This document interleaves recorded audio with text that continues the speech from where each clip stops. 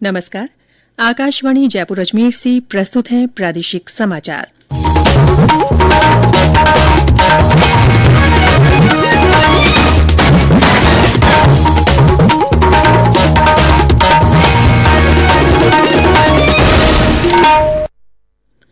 मुख्य समाचार। राज्य सरकार के मंत्री सप्ताह में 3 दिन करेंगे विभागीय योजनाओं की समीक्षा। महीने में कम से कम 2 दिन करेंगे जिलों में जनसुनवाई। बारां, कोटा, श्रीगंगानगर और करौली में जिला परिषद और पंचायत समिति सदस्यों के लिए अगले महीने 3 चरणों में होंगे चुनाव। प्रधानमंत्री नरेंद्र मोदी आज नोएडा अंतर्राष्ट्रीय हवाई अड्डे की रखेंगे आधारशिला और आरएएस मुख्य परीक्षा 2021 अगले साल 25 और 26 फरवरी को।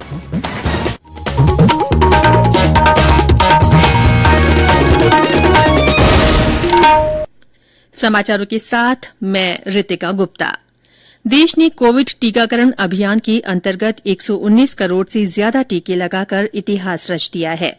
इस महत्वपूर्ण कार्य में योगदान करने वाले चिकित्सकों, नर्सों और अन्य स्वास्थ्य कर्मियों का आकाशवाणी अभिनंदन करता है। इसके साथ ही हम आपको सतर्क भी करना चाहते हैं कि कोविड अभी समाप्त नहीं हुआ है। आप सभी से हमारी अपील है कि जल्द से जल्द दोनों टीके लगवाएं और अन्य लोगों को भी टीके लगवाने के लिए प्रेरित करें। त्योहारों के समय कृपया इन 3 आसान उपायों का पालन अवश्य करें। मास्क लगाएं, 2 गज की सुरक्षित दूरी बनाए रखें, हाथ और चेहरा साफ रखें। और अब समाचार विस्तार से। राज्य सरकार के मंत्री सप्ताह में 3 दिन जयपुर में जन अभाव अभियोग निराकरण के साथ ही विभागीय योजनाओं की नियमित समीक्षा करेंगे। साथ ही सभी प्रभारी मंत्री अपने जिलों का महीने में कम से कम 2 दिन दौरा कर जनसुनवाई करेंगे और सरकारी योजनाओं का फीडबैक लेंगे। मुख्यमंत्री अशोक गहलोत की अध्यक्षता में कल राज्य मंत्रिपरिषद की बैठक में ये निर्णय लिए गए। बैठक में निर्णय लिया गया कि प्रदेश में खाद्य पदार्थों में मिलावट की रोकथाम के लिए अगले साल 1 जनवरी से शुद्ध के लिए युद्ध अभियान शुरू किया जाएगा। बैठक में बताया गया कि राज्य सरकार निवेश के प्रवाह को बढ़ाने और प्रदेश की औद्योगिक विकास को गति देने के लिए आगामी 24 और 25 जनवरी को इन्वेस्ट राजस्थान सम्मेलन का आयोजन करने जा रही है। मंत्रिपरिषद ने कहा कि कोविड महामारी के प्रसार को रोकने के लिए सतर्कता और कोविड अनुशासन की निरंतर पालना करना जरूरी है। बैठक में स्कूलों में मिल रहे कोरोना संक्रमण के मामलों को लेकर कोई खास फैसला नहीं हो पाया। शिक्षा मंत्री बीडी कल्ला स्कूलों में कोरोना गाइडलाइन तय करने का प्रस्ताव लेकर पहुंचे थे, लेकिन उस पर भी निर्णय नहीं हो पाया। मुख्यमंत्री इस प्रस्ताव पर सभी जिलों के कलेक्टर और चिकित्सा अधिकारियों से चर्चा के बाद फैसला करेंगे। प्रदेश में कोरोना के नए मामलों में उतार चढ़ाव के बीच कल 14 लोगों में संक्रमण की पुष्टि हुई। अजमेर, जयपुर और उदयपुर जिले में 3-3, अलवर में 2 और बीकानेर, जोधपुर तथा नागौर में 1-1 व्यक्ति में संक्रमण मिला। सक्रिय मामलों की संख्या बढ़कर 141 हो गई है। कल इस बीमारी से 9 और लोग स्वस्थ हुए। वहीं प्रदेश में कुछ स्कूलों में बच्चों में मिले संक्रमण के बाद सवाईमाधोपुर जिले में भी सतर्कता बरती जा रही है। राजकीय बालिका विद्यालय मानटाउन में 104 बालिकाओं के नमूने लिए गए। इस बीच प्रदेश में अब तक 6 करोड़ 63 लाख से अधिक कोविड वैक्सीनेशन हो चुका है। कोविड संबंधी राष्ट्रीय हेल्पलाइन नंबर हमारी वेबसाइट newsonair.gov.in पर उपलब्ध है। स्वास्थ्य मंत्रालय ने राजस्थान सहित 13 राज्यों और केंद्र शासित प्रदेशों को पत्र लिखकर कहा है कि उनके यहां साप्ताहिक कोविड जांच की संख्या बहुत कम है। स्वास्थ्य सचिव राजेश भूषण ने कहा कि इन राज्यों को अपने यहां ज्यादा से ज्यादा जांच करानी चाहिए। उनका कहना था कि विवाह और अन्य त्योहारों के मद्देनजर इन दिनों लोगों की आवाजाही बहुत ज्यादा होती है, इसीलिए जांचें बढ़ाने की जरूरत है। राज्य निर्वाचन आयोग ने प्रदेश की बारां, कोटा, श्रीगंगानगर और करौली जिले में जिला परिषद और पंचायत समिति सदस्यों के लिए चुनाव कार्यक्रम घोषित कर दिया है। इन जिलों में आगामी 12, 15 और 18 दिसंबर को 3 चरणों में चुनाव करवाए जाएंगे। मतगणना 21 दिसंबर को होगी।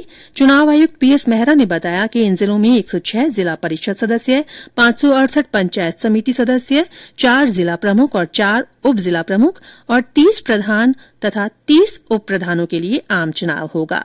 श्री मेहरा ने बताया कि 29 नवंबर को अधिसूचना जारी होने के साथ ही नामांकन भरने की प्रक्रिया शुरू हो जाएगी। ये समाचार आकाशवाणी जयपुर अजमेर से प्रसारित किए जा रहे हैं। समाचार अभी और भी हैं, उससे पहले कोरोना जागरूकता संदेश। चलो मिलकर एक शुरुआत करें, चलो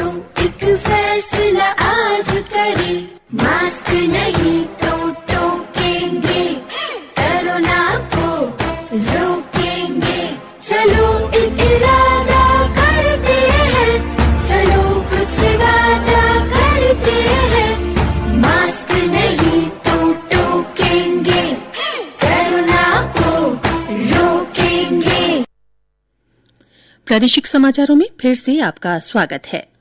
प्रधानमंत्री नरेन्द्र मोदी आज उत्तर प्रदेश के जेवर में नोएडा अंतर्राष्ट्रीय हवाई अड्डे की आधारशिला रखेंगे।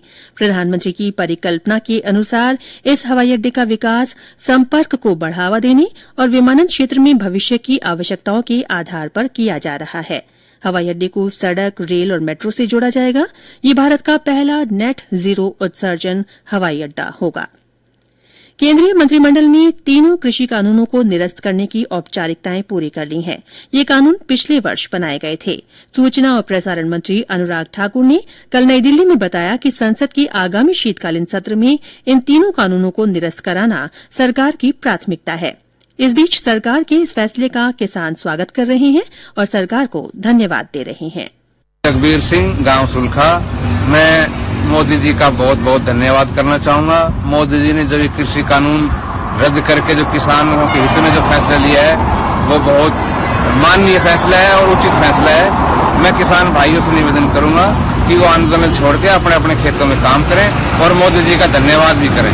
मैं पुनः एक बार मोदी जी का बहुत बहुत धन्यवाद करना चाहूंगा इन बिल वापसी लेने के लिए। केंद्रीय सूक्ष्म, लघु और मध्यम उद्यम मंत्री नारायण राणे आज प्रदेश के 2 दिन के दौरे पर आ रहे हैं। वे जयपुर में खादी ग्रामोद्योग आयोग के बिक्री केंद्र का निरीक्षण करेंगे और कुमारप्पा राष्ट्रीय हस्त निर्मित कागज संस्थान का भी दौरा करेंगे। Shri Rane youth icon award 2021 भी प्रदान करेंगे। और अब आजादी का अमृत महोत्सव से जुड़े समाचार। आजादी का अमृत महोत्सव।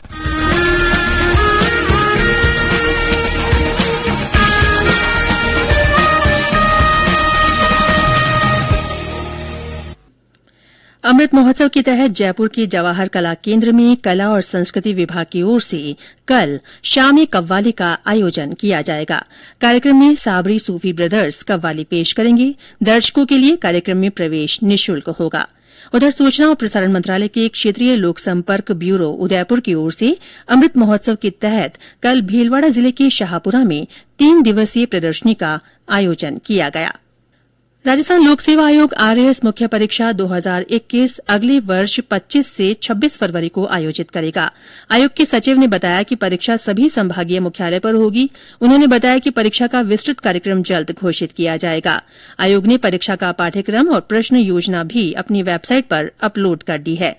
गौरतलब है कि आयोग ने आरएएस प्री परीक्षा का परिणाम 19 नवंबर को घोषित किया था और इसमें 20,114 अभ्यर्थी मुख्य परीक्षा के लिए सफल हुए थे। भारत और न्यूजीलैंड के बीच 2 क्रिकेट टेस्ट मैचों की श्रृंखला का पहला मैच आज से कानपुर के ग्रीन पार्क स्टेडियम में खेला जाएगा। मैच सुबह 9:30 बजे शुरू होगा। न्यूजीलैंड ने अब तक भारत में टेस्ट श्रृंखला नहीं जीती है। इससे पहले भारतीय टीम ने न्यूजीलैंड को T20 अंतर्राष्ट्रीय मुकाबलों में 3-0 से हराया था। प्रधानमंत्री नरेन्द्र मोदी आगामी रविवार को आकाशवाणी से मन की बात कार्यक्रम में अपने विचार साझा करेंगे। ये इस मासिक रेडियो कार्यक्रम की 83वीं कड़ी होगी। प्रधानमंत्री ने कार्यक्रम के लिए श्रोताओं से उनके विचार आमंत्रित किए हैं। श्रोता अपने विचार या सुझाव नमो ऐप या माई जीओवी ओपन फोरम पर साझा कर सकते हैं। वे टोल फ्री नंबर 1800-117-800 पर फोन कर हिन्दी या अंग्रेजी में संदेश रिकॉर्ड भी करवा सकते हैं। संदेश भेजने के लिए फोन लाइन्स कल तक खुली रहेंगी। और अंत में मुख्य समाचार एक बार फिर। राज्य सरकार के मंत्री सप्ताह में 3 दिन विभागीय योजनाओं की समीक्षा करेंगे। महीने में कम से कम 2 दिन जिलों में जनसुनवाई भी करेंगे। बारां, कोटा, श्रीगंगानगर और करौली में जिला परिषद और पंचायत समिति सदस्यों के लिए अगले महीने 3 चरणों में चुनाव होंगे।